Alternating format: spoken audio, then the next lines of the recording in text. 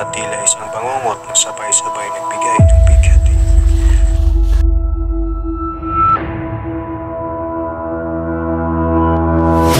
Mahal kong Maria Clara, Kaligayahan at bait sa aking buong pagkatao.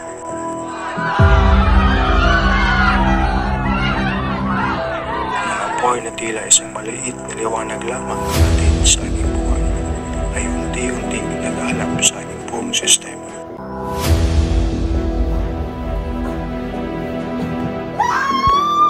Mga anak! Nasaan na kayo? Nandito na ang nanay! Mga anak ko! Hanggang mantong sa huling kanapan. huli na pugante!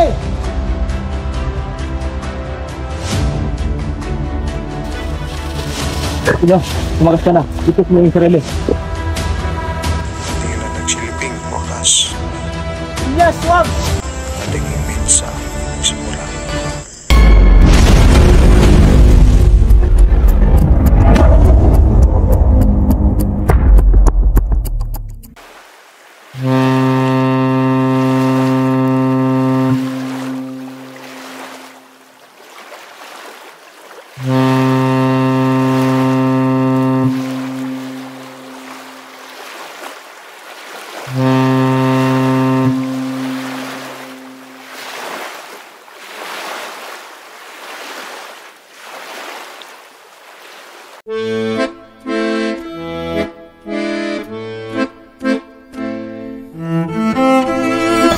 Porque el barco es tandando, Kapitan, at hindi niya lang nagawang tulinan ng usad.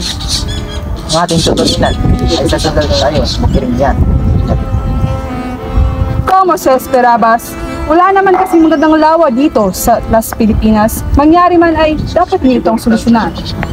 Dali lamang ang lunas diyan. Ewan ko ba't walang sino man ang nakaisip nito. Sumukay ng isang tuwid na daan mula sa pagpasok at sa paglabas sa Ilog Pasig. At ang mga lupang nahukay ay siyang gagamitin upang takpan ang dating ilog. Subalit sa panukalang ito ay malaking pera ang ating magugol upang ipangbayad sa mga gagawa Ginoong Simon. Pwes gamitin ang mga bilanggo at bitag upang walang perang guguluhin sa paggawa. Hindi sa sapat ay ang taong bayan sa pilitang paggawain. Ngunit maaaring magbunga ito ng Maghihimagsik.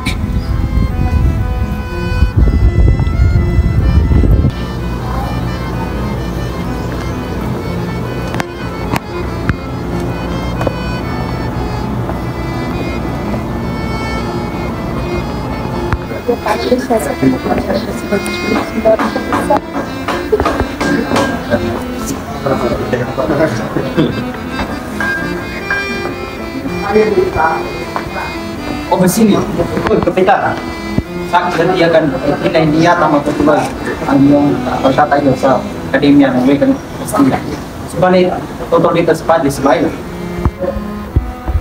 Matutuloy po ito, Kapitan Basilio. Hinihintay lamang po namin ang pahintulot. At isa pa, niregaluhan na namin ng 2 kabayo si Padre Ari at ito'y nangako ng ipagkita sa General. At sana man kayo kukuha ng pondo kung ito nga'y mapapahintulutan. Mag-aambagan ng bawat isa sa amin at ito'y lilikumin. At ang magtuturo. Magbigay po kami ng mga salapi, ngunit ang magtuturo nito ay kalahating Pilipino at kalahating Kastila. Nag-alok naman sa amin ng bahay ang mayamang sa Makaraig. Kung ganoon nga'y nahangad po ang tagumpay ng iyong mga plano. Paano ang pagtuturo sa taas?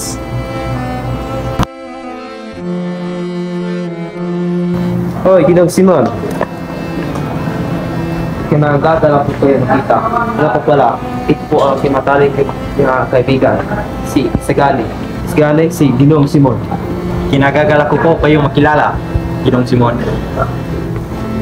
Bueno, nais niyo ba akong daluhan sa pag-inom ng serbesa?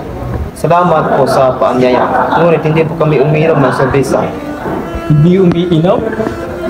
Subalit ayon kay Padre Camura, kulang sa lakas ng mga Pilipino dahil ito ay palainom ng tubig at hindi serbesa. At ang tubig po ay matamis at nainom, ngunit lumulunod sa serbesa at pumapatay ng apoy. Mawalang galang na Ginoong subalit ako'y napugutusan na ipatawag sa Isagani at pagtayin sa kanyang tiyuin ay sa Padre Florentino.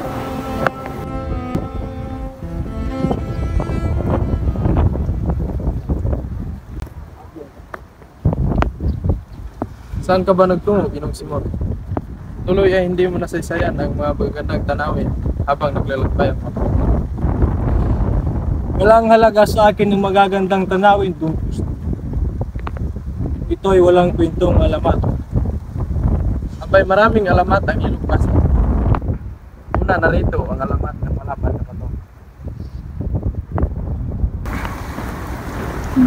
Nakakamangha ang lahat ng inyong mga nabanggit na alamat.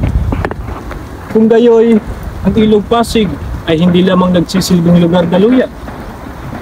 Kung ito rin ay tahanan ng samot-saring kwento. Walang gala na kita. Alam niyo po, sa ambad na namatay, yaong laking ngalang Ibarra. Oo nga, no? Ano nga ba nangyari kay Crisostomo Ibarra? Ayon sa mga tao.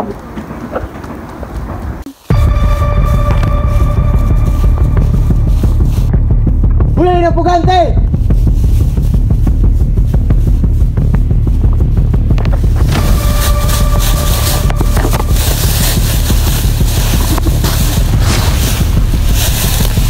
Sige, tumakas ka na. Itos mo yung sarili.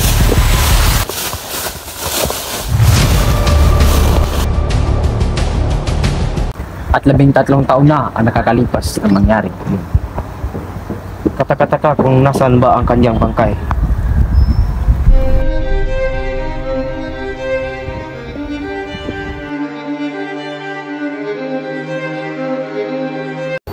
Anak, Yuli, sa makakalikom na ako ng sapat na pera, maaaring nakita may pag-aaral sa Maynila. Talaga po, Itay? Yes po, mabuting nabutan ka namin. Inang araw po, Padre, ano po ang sadyan ninyo? Kailangan mong magbayad ng buwis na nagkakahalaga ng 200 piso. Ang laki naman ng hihingi mo. Kung tutusin pa nga sa akin pa ngayong lupa. Ito sa korporasyon, yes po. Pues, sumusubra na kayo. Hindi ako papayag sa inyong panungkala. Kung gayong hindi ka makapagbayad ng buwis, ay mapilitan kaming ipatanim na lang sa iba ang lupa. Hindi maaari, nalaban ako. Matagal na rin ang huling punta ko dito. Sariwa pa rin sa aking isipan ang mga pangyari at tila parang kailan lang ang sakit na aking sinabi.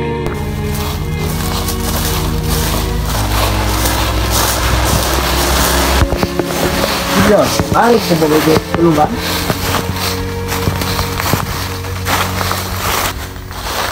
Ano ginagawa mo rito? Ayun po, magugunita.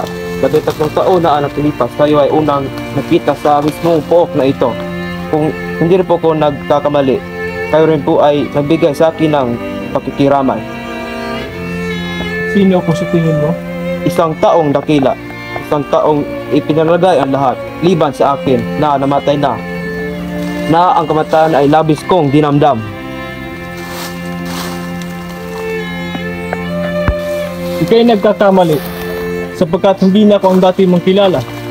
Ginagamit ko ng aking pag-iisip at nang mas lalo kayong maghirap upang matuto kayong maghimagsik. Ngunit senyor, ilang taon na lang at ako'y maging isang sertipikadong doktor na.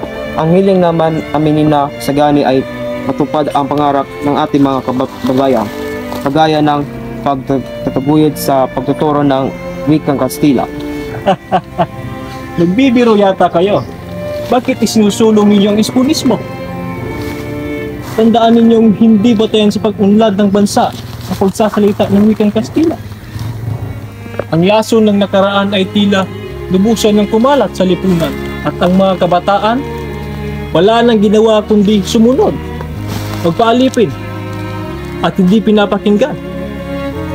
Nagkakamali ka, senyor, sapagkat kung hindi nag-aral ang mga kabataan ng wikang Kastila, hindi tayo pagkikinggan ng pamalaan. Ang wikang ito ay tuluyang mabubuklod sa mga Pilipino. Isang pagkakamali. Kailanman ay hindi ito magiging wikang pambansa sapagkat ang hindi magmahal ng kanyang sariling wika ay siyang wawasak sa sarili niyang pagkakakilanlan. nagkakamali kayo sa iniisip, senyor. At ano? Anong mapapala mo kung ikay magkapagtatapos? Nakikita mo ba na malaya iyong bayan? Ngayon ay nalaman mo ang isang lihim na kung mabubunyag ay ikakasawi ko. Nasa sa iyo ang kapalaran ng buong buhay ko, Basilio.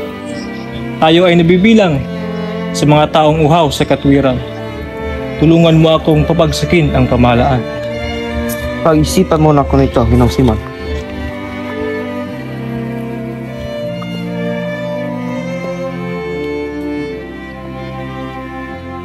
Mamamatay ang mahihina, maiiwan ang malalakas. Kaunting tiis na lang at malapit na kung magtagumpay. Kaunting tiis na lang.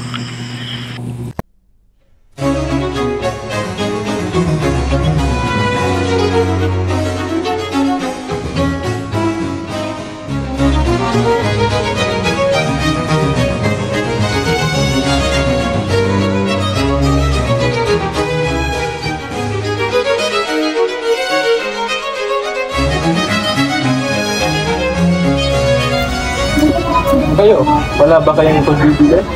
Ay pagbili ng lahat ng mga alahas ng mga aking anak. At ang natitira lamang ay wala ng ganong halaga. Tangag mo si Maria Clara? Iyon ay agnos na may brilyante at Esmeralda. Ibig ko ang pagkakayari. Magkano po ninyo ito ipagbibili? Kung ako'y pagkikintulutan ninyo, pupunta ako sa bayan upang ito'y isagunay sa aking anak. At babalik ako bago magdilim.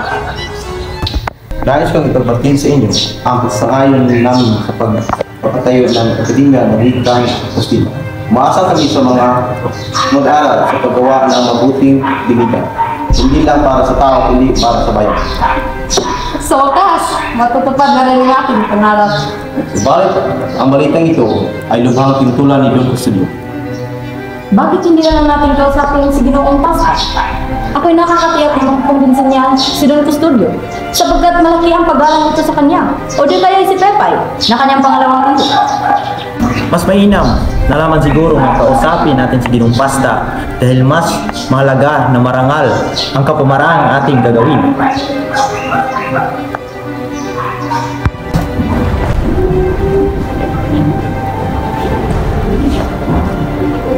Ano ang sadya mo rito, Isagani? Narito po ako para makiusap para sa aming Ginong Pasta. Kung yan ay ang pagpapatayo ng wikang Kastila ay hindi ko nais pamamalaan. Hindi naman po namin nais na malagay kayo sa pagipitan, Ginong Pasta. O manin at hindi ako pumapayag dahil ito ay masyadong peligroso.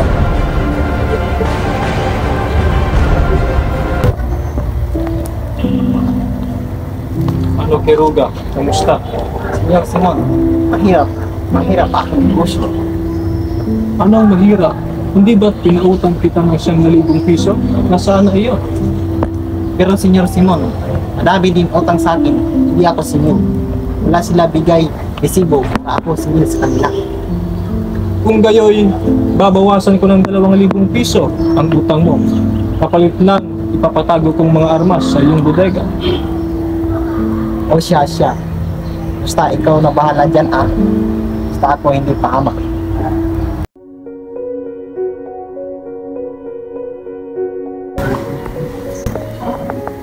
Inay, buo na po ang aking isip na tumigil sa aking pag-aaral. Hindi ko na po kayang tiisin ang mga panlalait ng aking mga profesor. Ngunit nangangako ako sa iyong ama na alagaan at pagtuturuan ka maging ganap na abogado. Anong mapapala ko sa pagiging abogado, ina? Anong sasapitin mo? Tatawagin kang pilibustero at ipapatay ka? Magtiis at magpapakumbaba ka, anak. Iniibig kong maging malaya, mamuhay ng malaya, ina.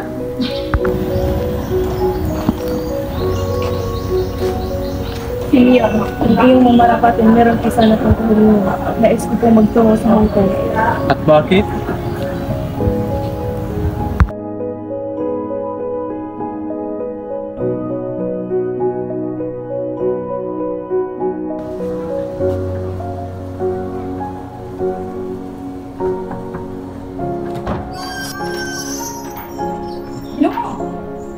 Nariyan na ba ang mga pulbo? Sa mga sako na po, hinihintay ko lang po ang mga bumbong. Nakahanda na ang lahat. Mabuti, kung gayoy, ihanda mo ang mga tauhan ni Kabisang Tales, ang mga naging karabinero, at iyong isang rehimyento.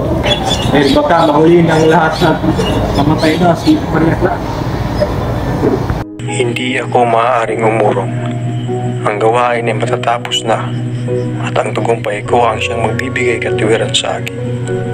Sukat ng mga pangarap, ang mga maling akala, apoy at patalim sa bulok na kanser, kaparusahan sa masamang hilig.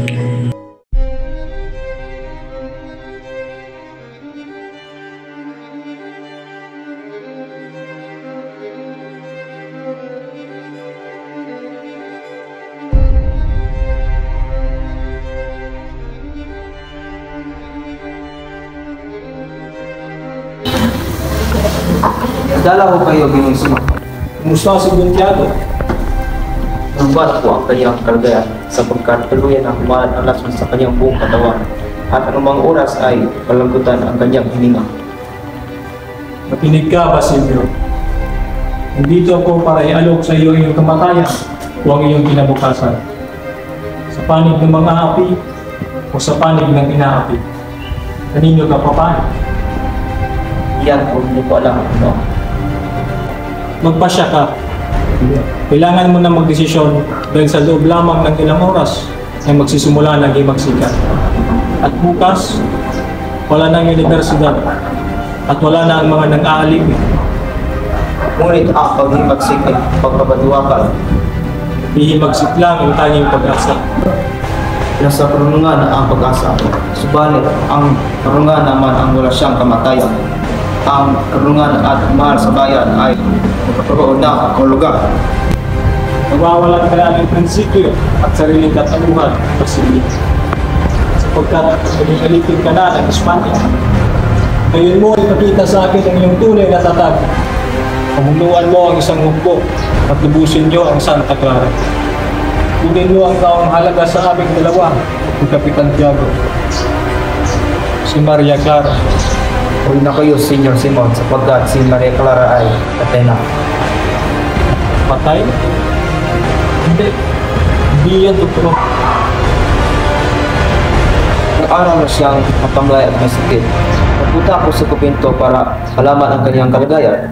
Ngunit, Ginoong Simon, si Maria Clara ay wala na. Namatay siya? Namatay siya nang hindi man lamang nalaman na ako'y buhay at nakabalik.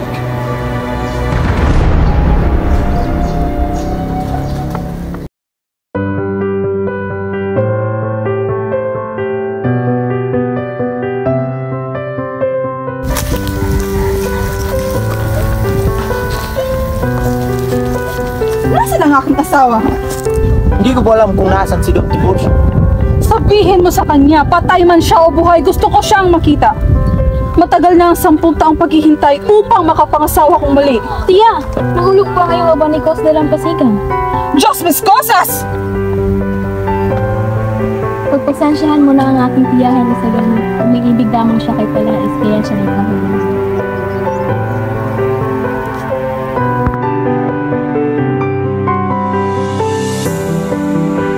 Inaasam ko ang pag-unlad ng aking bansa o politika.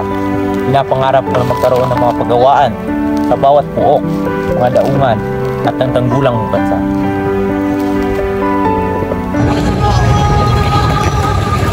Basilio, narinig mo ba ang usapin na mayroon daw mangyayari ng magsikan?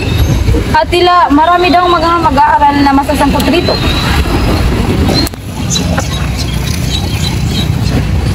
Magpakilala ka. Ako po si Basilio. Takpin ang taong ito. Sagana, pinatawag kita sapagkat may narinig akong usapan na kasama ka raw sa hapunang nangyari. Tunay po yun, Padre. Ang mga naging usapan ay nagsilbing mahalagang bahagi ng aming mga hiniing tungkol sa mga fraile. Sige lang, at magpatuloy mo ang iyong pahayag. Usapin mo ako bilang isang guro at hindi isang fraile. Ninanasa namin na magsitupad ang mga fraile sa kanilang mga kautangan dahil tungkulin nila na pagbutihin ang mga bata at mabigyan ito ng maayos na bayan. Subalit ako ay tumutupad naman. maaring tinutupad nyo ang inyong mga tungkulin. Ngunit ang kalipulang praile ay hindi, sapagkat nagkaisa ang mga praile at ang pamahalaan upang mapanatiling mangmang ang mga Pilipino kung ano ang mga Pilipino dahil iyon sa kagagawan ng mga praile. Ngunit gusto iyon nga pamalaan at kami ay tagasunod lang. Ano nga ba ibig niyong gawin namin para sa inyo? Tumulong at huwag tumutol sa kalayaan ng bawat isa. Ang inyong hiling ay tila katumbas ng aming pagpapatiwakal. Sinabi ko na sa kanya, buti nga sa kanya, parusa yan ng Diyos. Tila ba nangahawang saglit ng mga agaw bindita? Mabuti na lamang at pinaalis ko agad si Julie. Ayoko maging kaaway ang mga praile, kaya pinilit ko siya maghanap ng perang pangbayad sa akin. Ano ho? Tawa-awang Basilio. Wala akong magawa sa kahinatnan niya ngayon.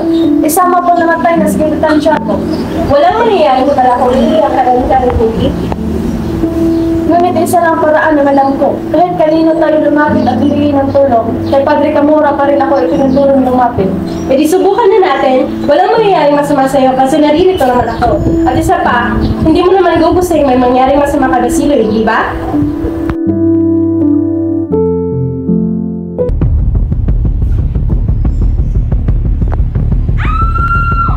Hindi ko lang kaya pang ikimkim ang lahat ng pagdurusang ito. Naway ang aking paglaho sa mundo ito ay magbigay payapa sa aking buhay.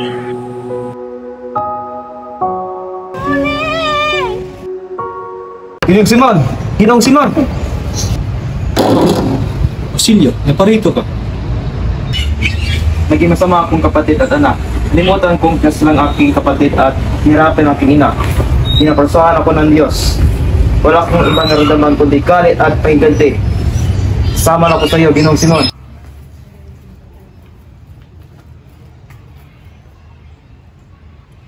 Sandali, ginamita ko ba yan?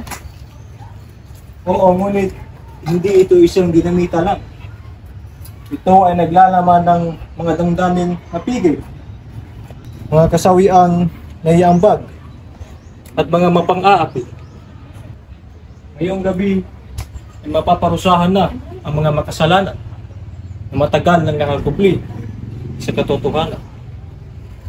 Ano ho ang ibig yung ipahawatig? Sa makalawa, ikakasal ang anak ni Don Pilaes at pagkakaroon ng pagdiriwang kinagabihan. Ang lamparang ito ay nagbibigay liwanag, subalit pansamantala lamang. Sa oras na ayusin ang mitsa, magkakaroon ng malakas na pagsabog at maririnig ito sa buong kapuluan.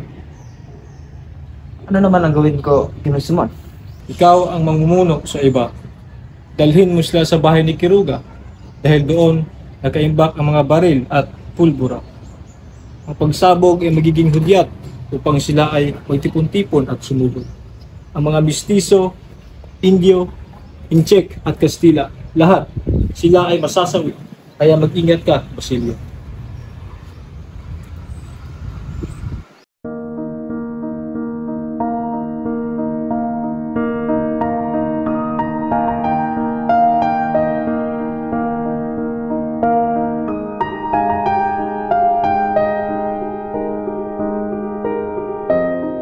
Pagpaumanhin mo sana isagani, ipinamdam mo man ng buo sa akin ang tunay na pag-ibig.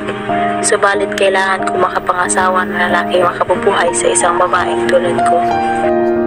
Ang pagmamahal ko'y mananatiling para sa iyo, Paulina.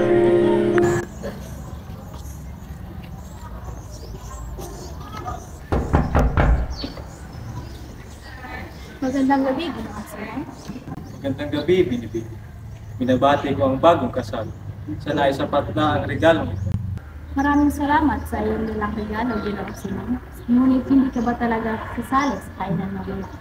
Kung maaari lang, subalit ako'y may importanteng dadaluhan pa, kaya't ako'y mauna na at nawa ang iyong gabi ay maging masaya. Wala na ba ang mga regalo? Oo, dala niya. Kung gayon, sumisitan dyan na tayo. Sige, isa ka mo. Ang hudan ko sa Paulita, kailangan siya makausap. Huwag kang tuloy sa gani. Hindi mo kasi naiintindihan Basilio. Kailangan mo makita si. Pagkilit ka. May may sabong doon, anumang oras kayo. At butan lang tunay sa gani. Pues kung ganoon, kailangan silang ligtas. Gani! pinalaan na kita isagani. Pagpalain ka sana ng Panginoong Diyos. Ba't ka nagmamadali? Please on dito amigo. Gusto mo ibara? Juan Crisostomo Ibarra? Esto es imposible.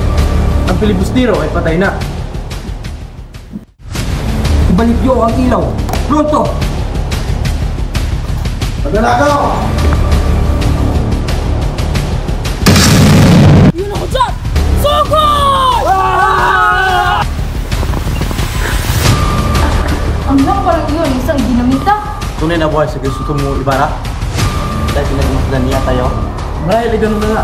Ito ay parte ng kanyang plano.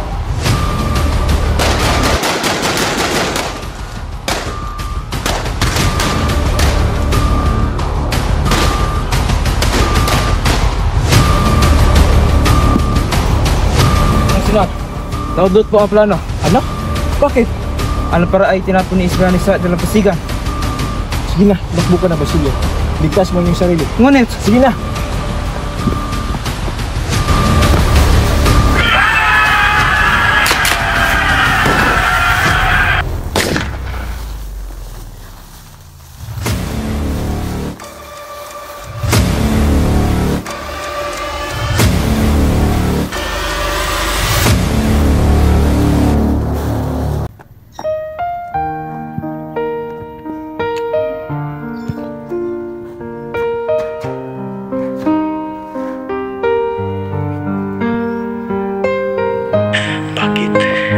Bakit sinasabi itong kabiguang ito? Bakit ako pinaparusahan ng ganito?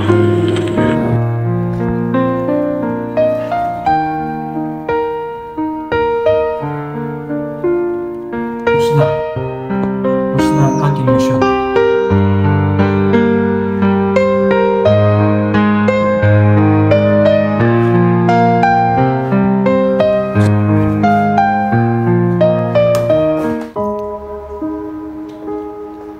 Simon!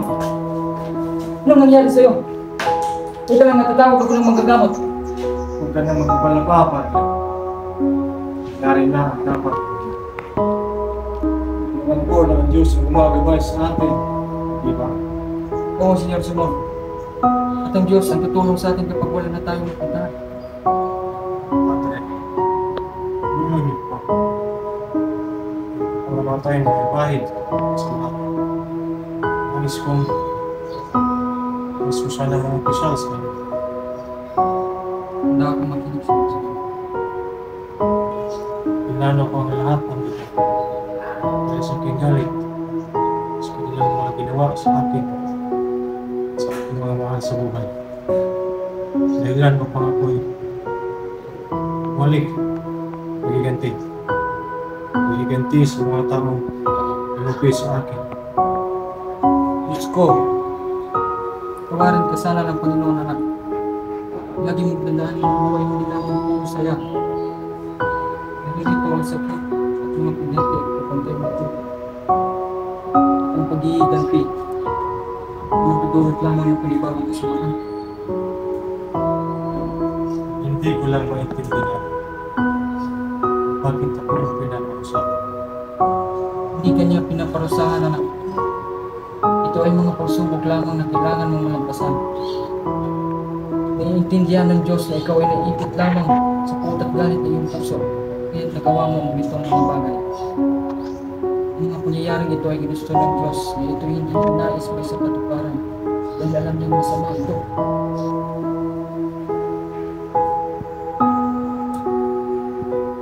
Maraming salamat at yan ang namamatay lang.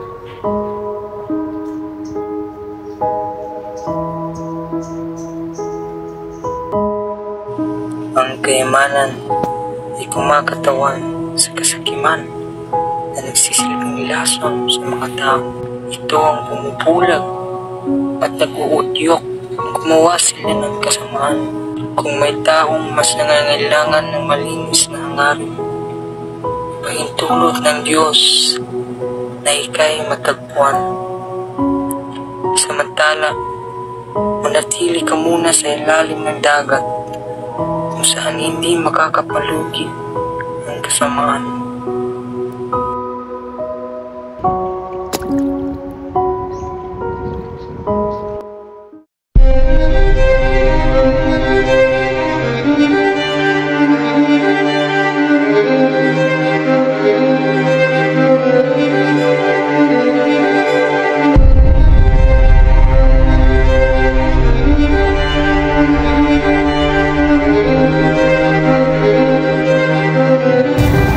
Consumatum S.